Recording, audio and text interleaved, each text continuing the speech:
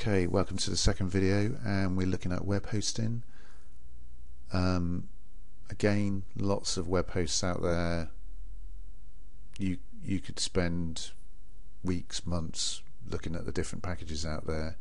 I've dealt with many different hosting companies, and there are obviously 2 or 3 which I would recommend.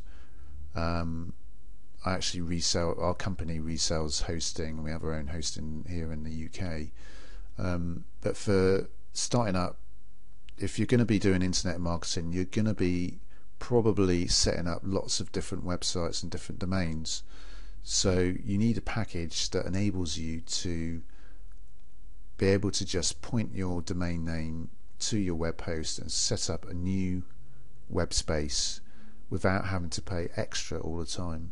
Now, Hostgator.com has some very good packages which enables you to do that very cheaply. So for starting off on this exercise of when you start off, I mean, I still use Hostgator for many sites, and it certainly does a job. So the packages that they have, here you can see starting at $7.95 a month. You've got unlimited domains, unlimited disk space, unlimited bandwidth in theory. So you don't have to worry about, you're not stuck with just having one domain name, unless that's all you want, if you literally do just want one domain name. But I suspect as an internet marketer, someone doing business on the internet, you're probably going to have more than one domain name. So yeah, you can take your options there, and I certainly highly recommend you have a look at that. There are other good web hosts out there, bluelines.com. There's many others that are tailored towards internet marketers. So yeah, certainly do your research and ask around. One thing I will say is that my experience of Hostgator, my personal experience, has been absolutely no problems. They've been really good with the support, and it's been great. I have had problems when it comes to domain names with Hostgator, and that's why I'm recommending that you have your domain names separately. You should have them separately anyway, I think. But I just did have a few little problems with one of my domain names not being renewed, even though it should have been automatically renewed and so forth, which I was not happy about because I actually lost that domain name. So that's my little just my little 10 pence worth. So when you've set up your host, you'll get access to your control panel, which will look something like this. And this gives you lots of options for setting up your domain names with, you can add your email addresses to each domain name.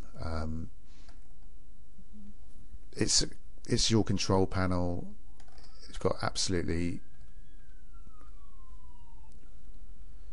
It's your control panel. You have the power to do what you like. You've got all the access to your databases and so forth. So what we're going to do is just keep it simple and take it from the point of view of, you've just bought your domain name and you want to point the domain over to your host. Now in a Hostgator cPanel, and most cPanels will look very similar to this, you have here we go, name servers. That's what you need to know. That's all you need to know in terms of pointing your domain name. So in your Namecheap control panel, when you change your name servers, you just need to be able to change those. At that point, you also need to add the domain name to your hosting package. Okay, so I've brought up a domain name which I haven't done anything with, so I'm going to point this to my hosting. So we can go through the process. Here you can see transfer DNS to web hosts, so we just want to click on that, and you can see here it says specify custom DNS servers. So this is what you want to do. You want to click back to your cPanel excuse me, and copy the first name server address, and then copy the second one, click Save Changes,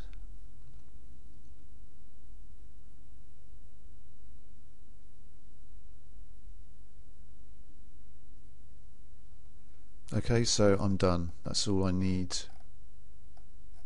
to do in Namecheap. So back in my cPanel I have the option to add the domain name. Now what this does, all your web packages are on your little space on your web host, so you'll have lots of folders with the domain names. That's what they are called. So if we put in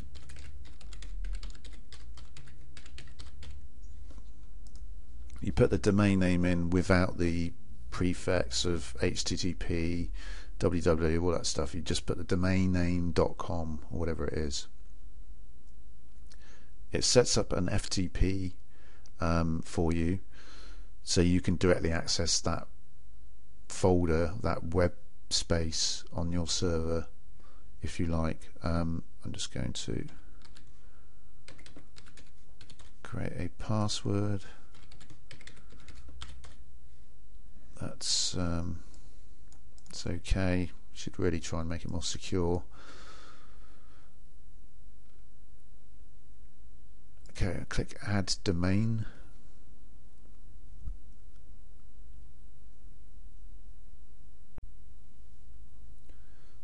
And there you go. It's been created on my web space.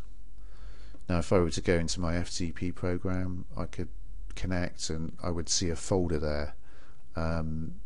What I'm actually going to do is just show you File Manager, which is one way of just looking at the folders on your web server. It's fairly straightforward. We'll do a video covering FTP, no problems about that. This is just another way of managing your files. So here you can see your web space, and there's nothing in here apart from the default CGI bin. You can upload files, create new folders, generally manage your web space from there if you wish.